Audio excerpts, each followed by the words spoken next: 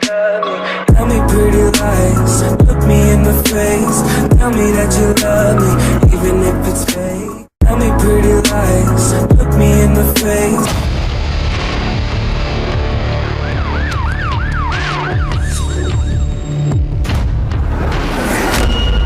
महाराष्ट्र के 36 में से 18 जिलों में पाबंदियां।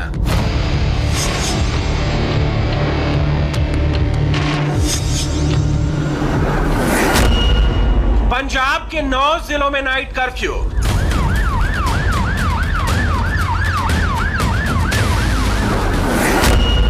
गुजरात के 4 शहरों में नाइट कर्फ्यू।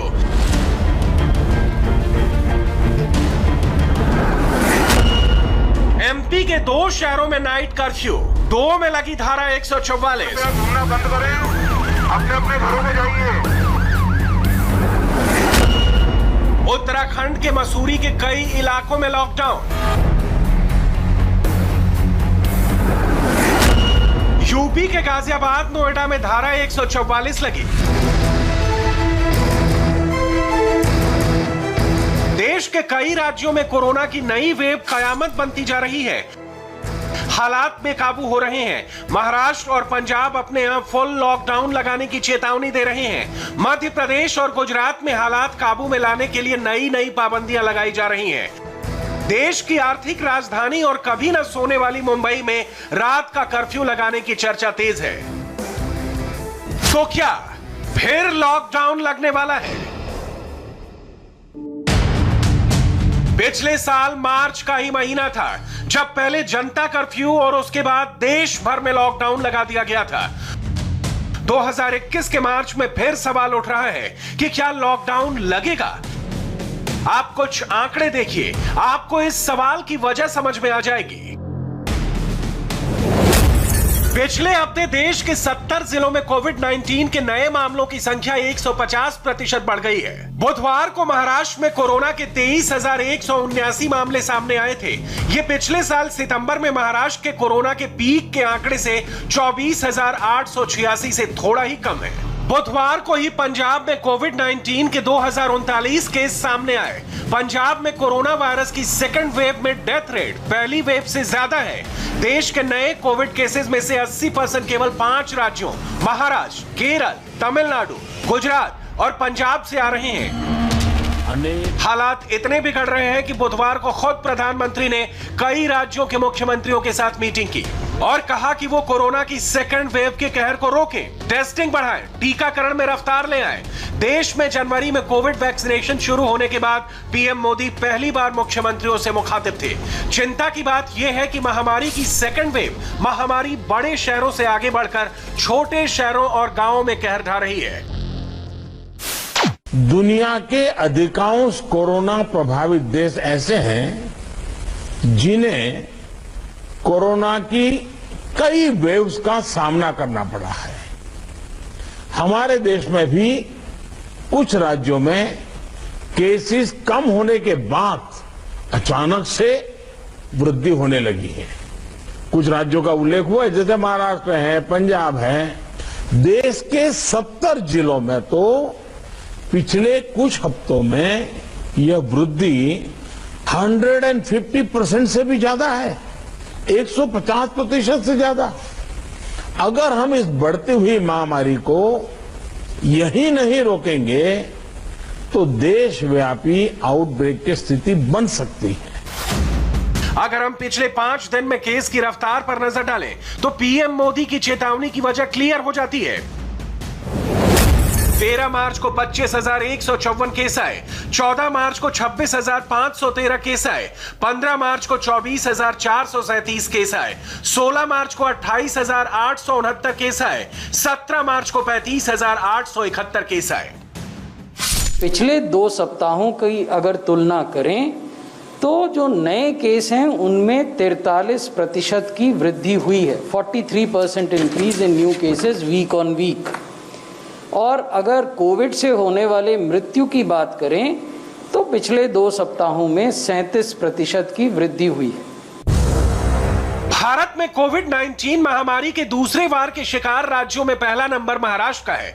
ऐसा लगता है कि महाराष्ट्र में कोरोना का दूसरा अटैक पहले से भी ज्यादा खतरनाक हो गया है। राज्य के 36 में से 18 जिलों में किसी न किसी तरह की पाबंदी लगाई गई है। इसकी वजह भी समझिए। देश में बुधवार को सामने आए 35,871 नए कोविड केस में से 23,179 से ज्यादा यानी करीब 65% केस अकेले महाराष्ट्र से थे। महाराष्ट्र में पिछली बार एक दिन में 20,000 से ज्यादा नए कोविड केस करीब 6 महीने पहले यानी पिछले साल 23 सितंबर को आए थे। महाराष्ट्र में कोरोना की सेकेंड वेव वायरस के पहले वार से कहीं ज्यादा मारक है। 2 मार्च से 17 मार्च के बीच महाराष्ट्र में रोज के नए केस 126% बढ़ गए, जबकि पिछले साल महाराष्ट्र में कोरोना की फर्स्ट वेव की पीक यानी 27 अगस्त से 11 सितंबर के बीच केस बढ़ने की रफ्तार 69% थी। आज महाराष्ट्र में हर दिन 1 से 1.25 लाख लोगों की टेस्टिंग हो रही है। अगर हम महाराष्ट्र में कोविड की पिछली वेव की बात करें तो तब पॉजिटिविटी रेट 10.7% था, जो इस समय 19.3% है। डेली केस जो घटकर प्रतिदिन 6 से 7 हजार तक आ गए थे, वो भी 3 गुना बढ़ गए हैं। हर रोज 20,000 से ज्यादा मामले सामने आ रहे हैं। महाराष्ट्र में कोविड केस में तेजी फरवरी की शुरुआत में देखी गई थी। उस समय विदर्भ के नागपुर, अमरावती, अकोला और बुल्ढाना में ज्यादा मामले आ रहे थे, लेकिन अब महाराष्ट्र में कोरोना की सेकेंड वेव ने मुंबई, पुणे, औरंगाबाद, नासिक और रत्नागिरी को भी अपनी चपेट में ले लिया है। पुणे में एक दिन में ही 2,500 से ज्यादा नए कोविड केस आने के बाद मेयर ने इमरजेंसी मीटिंग करके लोगों की आवाजाही पर कुछ और पाबंदियां लगाई हैं। शहर में रात का कर्फ्यू पहले ही लगाया जा चुका है। कोरोना की फर्स्ट वेव से कामयाबी से निपटने के चलते मुंबई शहर ने कुछ ज्यादा ही लापरवाही बरती। रेलवे स्टेशन, बस अड्डे, बाजार, मंडियां, कहीं भी नजर दौड़ाएं, आपको कोविड गाइडलाइंस का पालन होता नहीं दिखता। जुर्माने की सख्ती के बावजूद लोग मास्क के बगैर घूमते दिख जाते हैं। पिछले 5 दिनों में मुंबई में नए केस लगातार बढ़ते दिखे हैं। 13 मार्च को 1709 केस आए, 14 मार्च को 1963 केस, 15 मार्च को 1713 केस, 16 मार्च को 1922 केस और 17 मार्च को 2377 केस आए। तेजी से बढ़ते मामलों को देखते हुए अब मुंबई शहर में मंडियों को मैदानों में लगाने और बाजारों में सख्ती बढ़ाने को लेकर विचार हो रहा है। साथ ही नाइट कर्फ्यू लगाने का फैसला भी लिया जा सकता है। अभी मार्केट का हम सोच रहे हैं कि जो भीड़ वाले मार्केट हैं वो थोड़े बड़े बड़े मैदान में लेके, तो भीड़ रही तो भी सोशल डिस्टेंसिंग यूज करेंगे। ये हम कर रहे हैं। कल ही पुलिस, महानगर पालिका, राज्य सरकार की मीटिंग भी हुई है उसके ऊपर। रात को जो हमारे ये रहते बीचेस और हमारे प्रार्थना स्थल या पब, होटल, उसके ऊपर क्या करना है उसकी भी बातचीत चालू है। और मुझे लगता है रात को 11 बजे के बाद सुबह तक बिल्कुल भीड़ नहीं हो, या तो उसको कहते हैं ना कि नाइट कर्फ्यू, वो थोड़ा लगाना जरूरी लगता है मुझे। महाराष्ट्र के कुछ बड़े शहरों की बात करें तो ठाणे में सभी हॉटस्पॉट में लॉकडाउन लगा दिया गया है। नागपुर में 21 मार्च तक के लिए लॉकडाउन लगाया गया है। मीरा भाईंदर में हर कंटेनमेंट जोन को लॉकडाउन के दायरे में लाया गया है। वर्धा में सभी हॉटस्पॉट लॉकडाउन के दायरे में हैं। औरंगाबाद में 31 मार्च तक नाइट कर्फ्यू लगा हुआ है। पनवेल, नांदेड़, कल्याण, डोंबिवली में नाइट कर्फ्यू जारी है। जलगांव में पहले जनता कर्फ्यू लगाया गया था, जिसे अब हटा लिया गया है। वहीं वाशिम में हर हफ्ते शनिवार से सोमवार सुबह तक 38 घंटे का कर्फ्यू लगाया जा रहा है। नासिक और अहमदनगर में रात का कर्फ्यू सख्ती से लागू किया जा रहा है। कोरोना से पूरे महाराष्ट्र में हालात बेकाबू हैं, फिर भी महाराष्ट्र सरकार पूरे राज्य में फुल लॉकडाउन नहीं लगा रही है। और इसका सबसे बड़ा कारण यह है कि महाराष्ट्र देश का सबसे बड़ा इंडस्ट्रियल स्टेट है। अगर महाराष्ट्र में फुल लॉकडाउन लगता है तो इसका असर पूरे देश पर पड़ेगा, क्योंकि महाराष्ट्र में बड़ी बड़ी औद्योगिक इकाइयां हैं, MIDCs हैं, और अगर फुल लॉकडाउन लगता है तो इन MIDC इकाइयों पर, इंडस्ट्रीज पर असर पड़ेगा, जिससे देश की अर्थव्यवस्था भी डावाडोल हो जाएगी। यही वजह है कि 65% से ज्यादा कोरोना होने के बावजूद भी महाराष्ट्र में फुल लॉकडाउन अब तक नहीं लग पाया है। कोरोना की सेकंड वेव के शिकार गुजरात ने भी फुल लॉकडाउन लगाने से इनकार कर दिया है। इसकी वजह भी वही है जो महाराष्ट्र की है। गुजरात देश का दूसरा सबसे बड़ा इंडस्ट्रियल राज्य है। यहां लॉकडाउन लगाने का मतलब बड़े पैमाने पर काम धंधा चौपट। इसलिए अहमदाबाद, सूरत, राजकोट और वडोदरा में नाइट कर्फ्यू लगाया गया है। राज्य के स्कूल फिर से बंद कर दिए गए हैं। अहमदाबाद में सिटी बस सेवा के साथ साथ पार्क भी दोबारा बंद कर दिए गए हैं। महाराष्ट्र और गुजरात के अलावा पंजाब में भी कोरोना की स्पीड बेहद डेंजरस है। ये पिछले साल के पीक लेवल से आगे बढ़ गई है। पिछले 5 दिनों में पंजाब के कोरोना ग्राफ पर नजर डालें तो 13 मार्च को 1510 नए केस आए, तो 14 मार्च को 1492, 15 मार्च को 1818 नए मामलों का पता चला, तो 16 मार्च को 1463 और 17 मार्च को 2013 केस सामने आए। हालात बिगड़ते देख पंजाब के 9 शहरों में नाइट कर्फ्यू लगाए गए हैं। मगर चिंता की सबसे अधिक बात यह है कि पंजाब में कोरोना के नए मामलों में सीरियस केस का हिस्सा बहुत अधिक है। ये साडा वास्ते बहुत क्रिटिकल सिचुएशन है and I am going to be very tough on this. I know कई पसंद नहीं होना, but that is my duty and I will do it. But to start with, I think today we will enforce curfew from 9 o'clock, not 11 o'clock. I am going to start that today. We will have to cut down on movement. I hope people understand कि mask पाना पऊ, हाथ धोने पैणगे, for God's sake तुसी अपने पंजाबियों की जाना बचाइए। And I till such time ये ਜਿਹੜੇ 7 डिस्ट्रिक्ट ने there I am bringing forward curfew from 9 o'clock. एक ਤਾਂ ਇਹ ਹੈ, ਚਾਹੇ ਲੋਕਾਂ ਨੂੰ ਪਸੰਦ ਹੋਵੇ, we will restrict movement, we will restrict gatherings, we will do everything in our powers to ensure that this disease does not spread.